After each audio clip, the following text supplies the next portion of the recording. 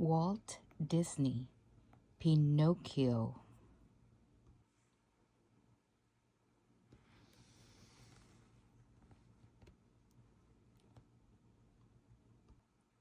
Walt Disney, Pinocchio. Hello, boys and girls. My name is Jiminy Cricket. Do you believe that if you wish upon a star, your dreams will come true? I bet some of you don't. Neither did I, until something rather special happened. Let me tell you about it. The story begins in a little village in Italy where the wood carver Geppetto lived.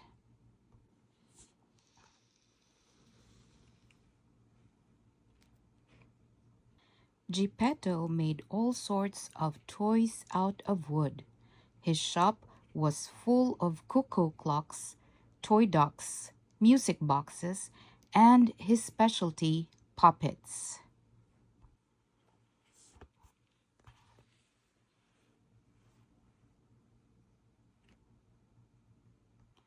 One of these puppets sat on a table, waiting for the finishing touches.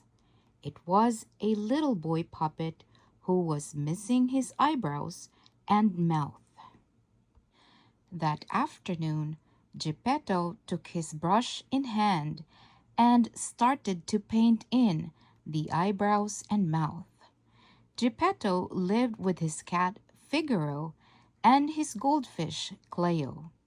He had always wanted to have a little boy, and while he worked on the puppet, he tried to think of a name. I've got it. I'll call this one Pinocchio, he said to Figaro.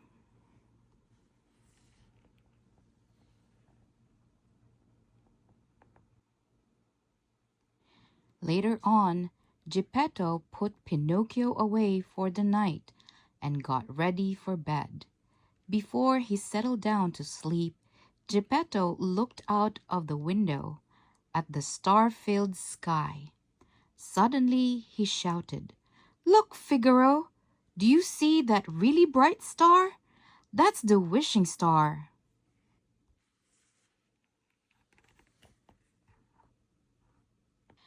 Figaro stared at the sky. Where Geppetto was pointing, there was a star that was brighter than all the others. "I'm going to make a wish. I wish that Pinocchio would become a real live boy," said the wood carver. While the whole world was tucked away in bed, a bright ray of light shone upon the village. Soon a falling star appeared and followed the ray of light until it reached Geppetto's house. A pale blue light filled the workshop and was transformed into the Blue Fairy. She had heard Geppetto's wish.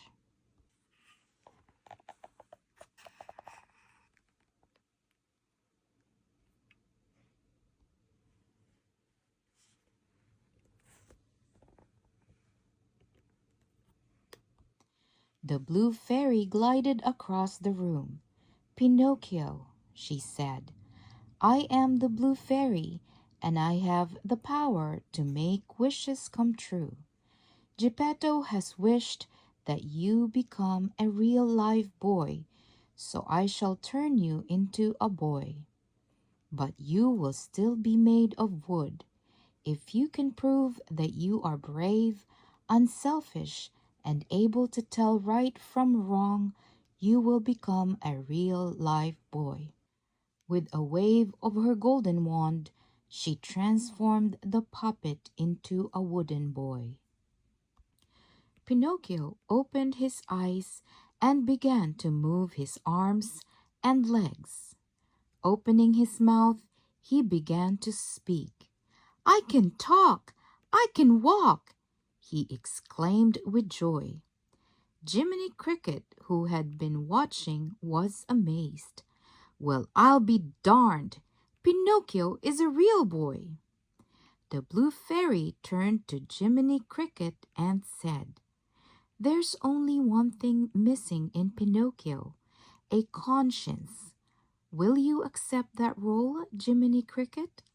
Will you help him choose between right and wrong?" The astounded Jiminy Cricket looked at the Blue Fairy open-mouthed.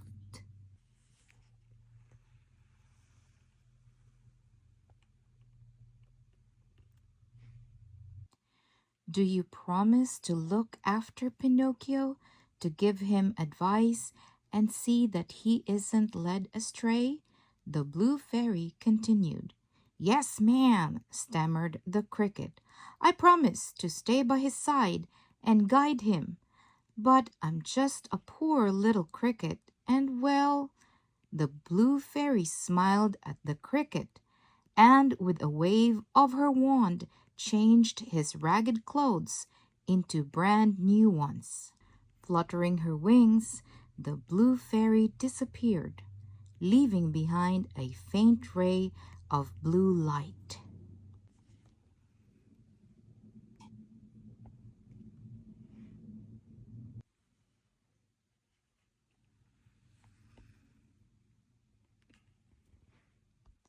In the meantime, Geppetto, hearing voices, had come into the workshop. He could hardly believe his eyes. There was his puppet dancing about and singing. "Am I dreaming? Can this be true? My little Pinocchio is a real boy!" Geppetto cried as he lifted Pinocchio in his arms. "Oh, thank you, wishing star, for making my wish come true," said the kind wood carver, hugging the boy close to him.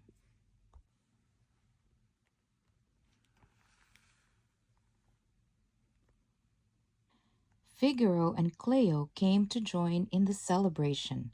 Cleo was so excited that she leaped out of her bowl. "I hope you three are going to be good friends," said Geppetto contentedly.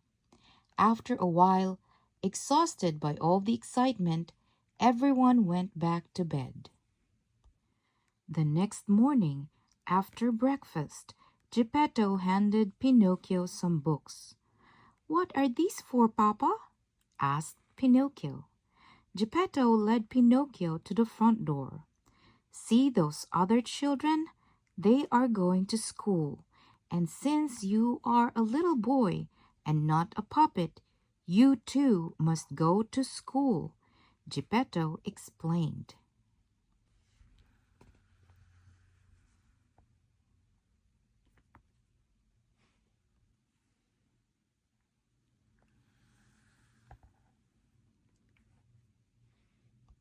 An apple in one hand, his school books in the other, Pinocchio strolled off in search of the school.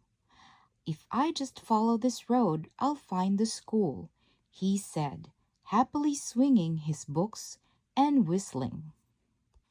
Pinocchio walked through the village, quite unaware that he was being watched by two very suspicious-looking characters. "Hey, do you see what I see?" the fox asked. "That's a wooden boy, a puppet that walks and talks without strings. We can sell him to Stromboli, the stage manager who is famous for his puppet show," the fox said, rubbing his paws together.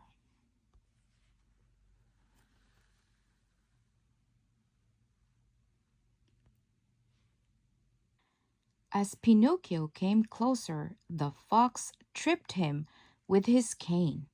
"Oh, sorry about that," said the fox. "Allow me to introduce myself. I'm J. Worthington Foulfellow, Honest John to my friends," said the fox with a bow. "And this is my friend Gideon," he added, pointing to the cat.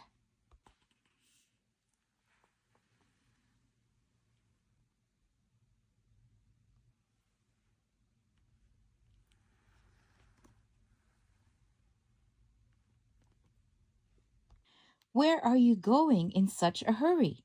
Asked J. Worthington Foulfellow. I'm going to school, said Pinocchio. School? What do you want to waste your time going to school for? Asked Gideon with a sneer. Yes, added J. Worthington Foulfellow. A talented young boy like you should be on the stage. On the stage? You mean an actor? Said Pinocchio, his eyes round in wonder. Yes, the stage. Just think of it. Bright lights, the roar of applause, fame, more fun than school, replied J. Worthington Foulfellow. Come with us, said Gideon. We'll make you a star. Meanwhile, Jiminy Cricket, who had been following Pinocchio from a distance, began to worry. He did not like the looks of Pinocchio's two companions and decided not to let Pinocchio out of his sight. When Jiminy heard the conversation about acting, he was very alarmed. He had promised the Blue Fairy he would look after Pinocchio and wasn't at all sure that playing hooky to go on the stage was what the Blue Fairy had in mind for the little wooden boy.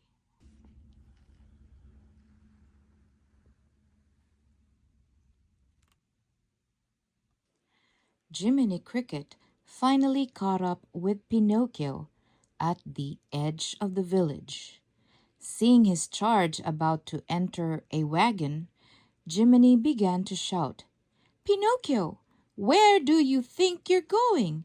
This isn't the school. Hello, Jiminy Cricket. I'm not going to school today. I'm going to be an actor, a star, replied Pinocchio. I'm going to meet Mr. Stromboli. He's going to give me a job in his puppet theater. Star, what's all this nonsense about the stage? You come down from there this minute. Think of your papa, Geppetto, the angry cricket shouted.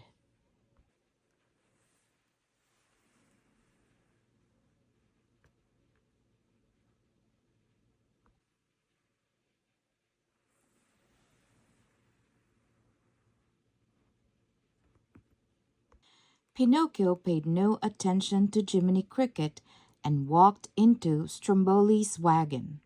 Stromboli was delighted with this puppet without strings. Gleefully rubbing his hands together, Stromboli thought of all the money he was going to make. That evening, Pinocchio made his debut on stage. The crowd was amazed to see a marionette without strings able to dance and sing. As the applause continued at the end of Pinocchio's performance, Stromboli appeared on the stage and presented him as the marionette with invisible strings. Pinocchio took his bows amid a shower of gold coins. All this attention went straight to Pinocchio's head. He was stage struck.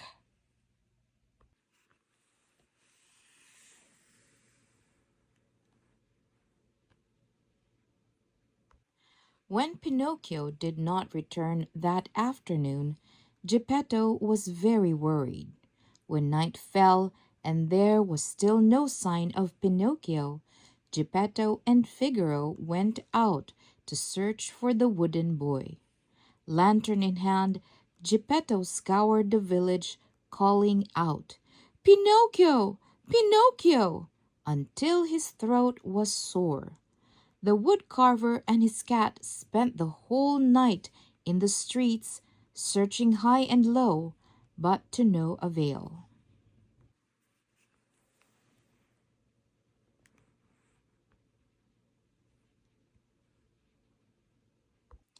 Back at Stromboli's, Pinocchio was in big trouble. After threatening to use him as firewood, Stromboli had locked Pinocchio in a cage. Later that night, Jiminy Cricket slipped into the room and climbed up to the cage. So this is how you become a star, he whispered, shaking his head sadly.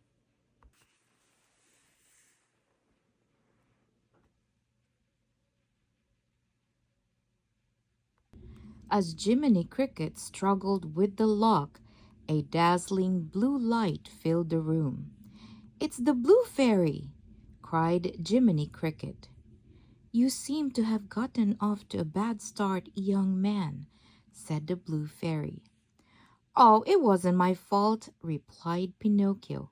"A giant monster with bulging eyes kidnapped me."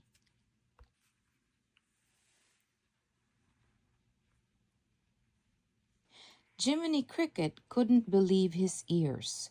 Pinocchio was telling a lie. Ashamed of his little friend, he covered his ears. "And what about school?" asked the Blue Fairy. "School? Well, that was lots of fun," Pinocchio fibbed.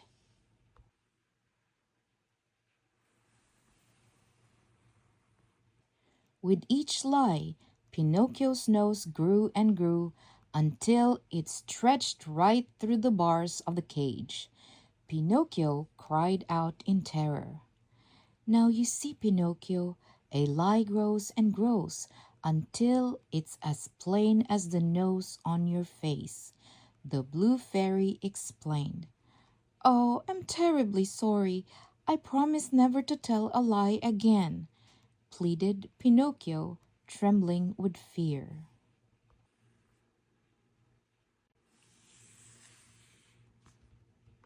Seeing that Pinocchio was genuinely sorry, the Blue Fairy waved her wand and unlocked the cage. "Now remember this lesson. If you want to become a real live boy, you have to prove yourself worthy. And you, Jiminy Cricket, you've promised to be his conscience, and I'm counting on you to show him right from wrong," said the Blue Fairy, disappearing in a twinkle. "Come on, we're free!" shouted Jiminy Cricket, leaping from the cage. Meanwhile, in a nearby tavern sat Gideon, J. Worthington Foulfellow, and Barker. These three scoundrels were completing a deal. Barker was an evil man who enticed naughty boys away to Pleasure Island to make silly donkeys of themselves and never be allowed to return home. Foulfellow and Gideon had agreed to help Barker find some boys.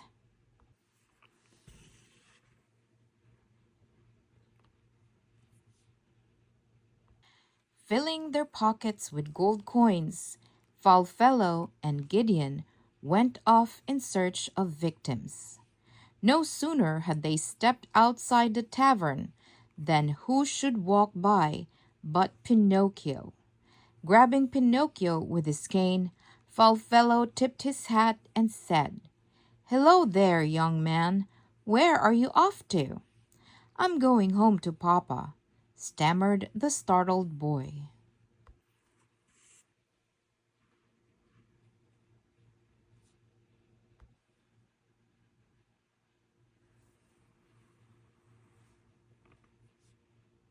"You look a bit pale. Let me check your pulse," said Foulfellow, taking Pinocchio's wrist. "Ah, just as I thought. You can't possibly go home in this state. What you need is rest and relaxation, and I know just the spot for that," exclaimed the crafty fox. "Yes, he should go to Pleasure Island," added Gideon. "Pleasure Island?" asked Pinocchio. "You'll love it. It's a wonderful place," insisted Foulfellow. Leading Pinocchio along, the two rascals filled his head with promises of games and toys and all the candies he could eat. Jiminy Cricket followed from a distance, wondering what Pinocchio was up to now.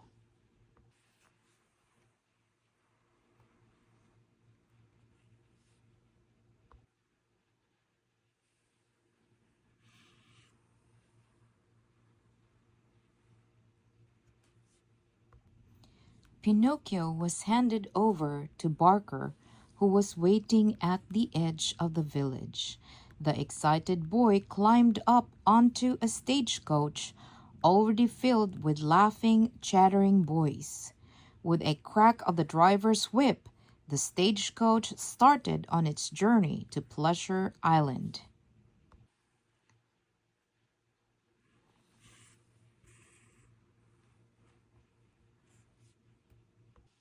By nightfall, the coach reached the port where a ferry was waiting to take it across to the island. During the crossing, Pinocchio made friends with a boy called Lampwick. As the boat neared the island, the boy started to cheer at the sight of an enormous amusement park. "Look at those cigarettes and cigars!" shouted Pinocchio. "Yeah," said Lampwick. "I hear that nothing is forbidden here. No grown-ups to say no," he added as they ran down the gangplank and on to the mysterious island.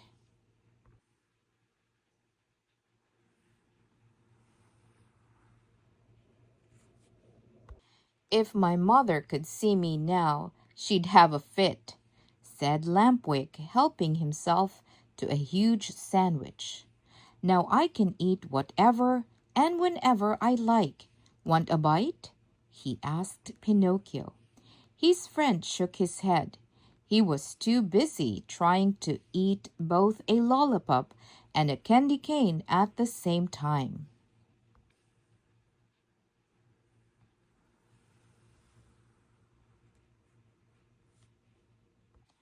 While Pinocchio stuffed himself with candy, Jiminy Cricket was exploring the island. Hearing shouts, he crept up behind Barker, who was giving orders to his henchmen. "As soon as those brats turn into donkeys, I want you to round them up. They should be down in the salt mines by daybreak," yelled Barker, cracking his whip. "Donkeys, salt mines! I'd better get Pinocchio out of here, and fast," said Jiminy Cricket, running off to warn his friend. Jiminy found Pinocchio in the pool hall, playing with Lampwick. When Jiminy Cricket told Pinocchio what he'd heard, the two boys just began to laugh.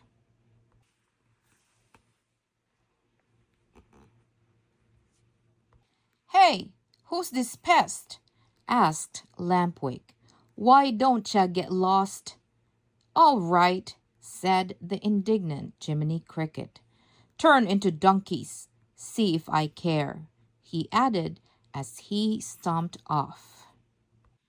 The two boys continued to giggle and to mock Jiminy Cricket. "You'd think something bad was going to happen," laughed Lampwick. No sooner had he said this than he sprouted Donkey's ears. While Pinocchio looked on open-mouthed, Lampwick grew a tail and his feet turned into hooves. Not noticing what was happening to him, Lampwick still went on laughing.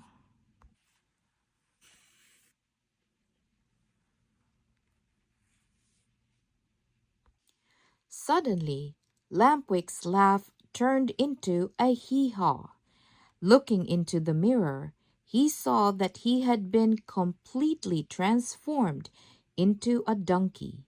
He jumped down from the pool table with a clatter and galloped around in a great panic. Pinocchio, too, had sprouted donkey's ears and a tail and was very frightened. Hearing Pinocchio's frantic cries, Jiminy Cricket rushed to his aid. "Quick, let's get out of here!" the cricket yelled.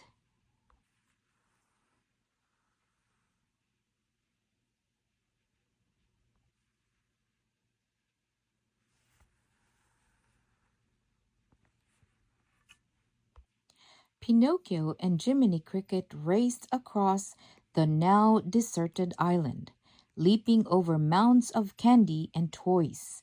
They ran as fast as they could. "Faster, Pinocchio!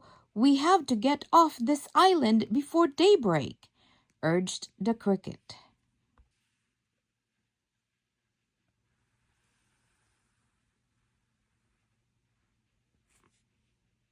Finally, they reached the cliff overlooking the sea.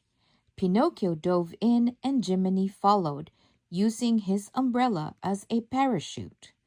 Being made of wood, Pinocchio immediately rose to the surface and began to float. The cricket jumped on to his back, and the current carried them towards the mainland. The bedraggled pair finally reached the shore at sunrise. Shaking the water out of his hat, Jiminy Cricket noticed a floating bottle. Pinocchio, grab that bottle. There's a message in it, shouted the cricket. Doing as he was told, Pinocchio reached for the bottle and pulled out a piece of paper. Jiminy Cricket began to read the message. It's from Geppetto. He says he was on his way to Pleasure Island when Monstro the whale swallowed his boat.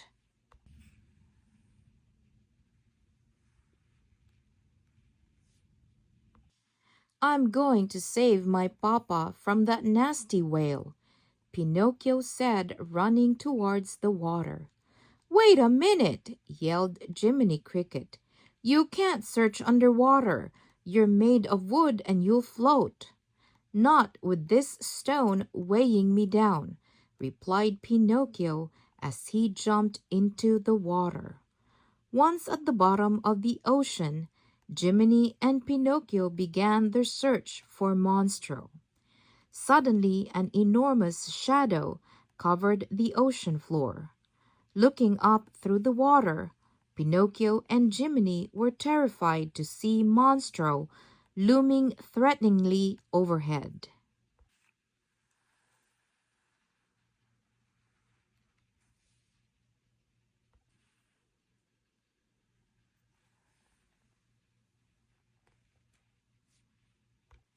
Pinocchio untied the stone and floated up towards the whale.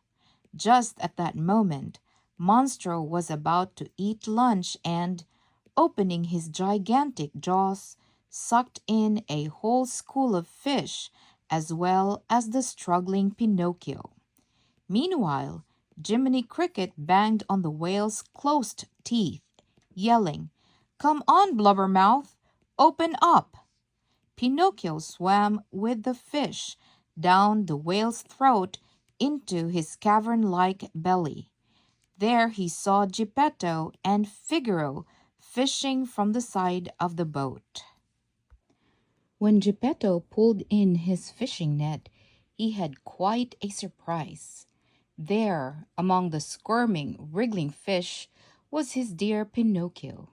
Hugging his son in his arms, he cried with joy.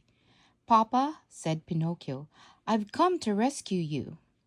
"Oh, my dear son, if only it was possible to escape from here," Geppetto sighed.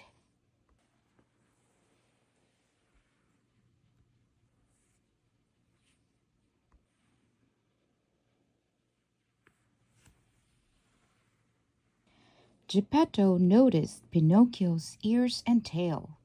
"No time to explain now," said Pinocchio. "We've got to get out of here." "Yes, but how?" asked Geppetto. Pinocchio began breaking up pieces of furniture they found floating around. "We'll start a fire. Monstro will wake up and sneeze, and then we'll be thrown out of here." When Monstro began to feel the effects of the fire, he tossed and turned, shaking his gigantic body. Inside, the captives quickly jumped onto a raft and began to paddle up towards the whale's throat. When they reached the whale's mouth, the way out was barred by his gigantic teeth. But suddenly Monstro let out an enormous sneeze that blew the raft out into the open seas. There they were joined by Jiminy Cricket, who had just about given them up for lost.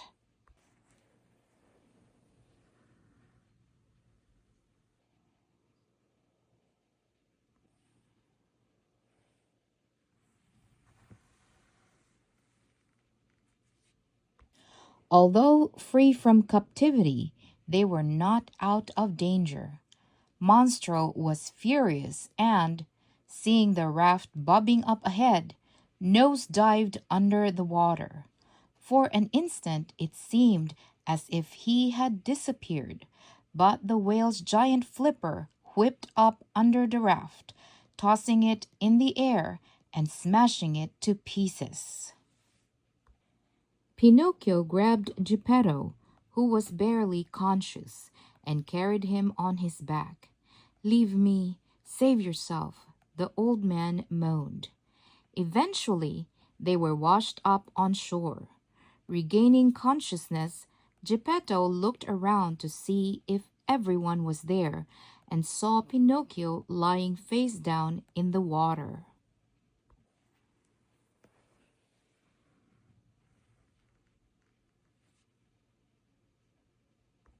"My boy!" Geppetto cried, lifting the lifeless body into his arms. The sad group stumbled back to the village. Geppetto lay Pinocchio on his bed and knelt down at his side. "Little Pinocchio, you risked your life to save me," the old man sobbed. Suddenly, a brilliant blue light lit up the room. The blue fairy had arrived. Waving her magic wand at him, she said, "Wake up, Pinocchio. You have proved you are a brave little boy. I shall reward you by giving you life."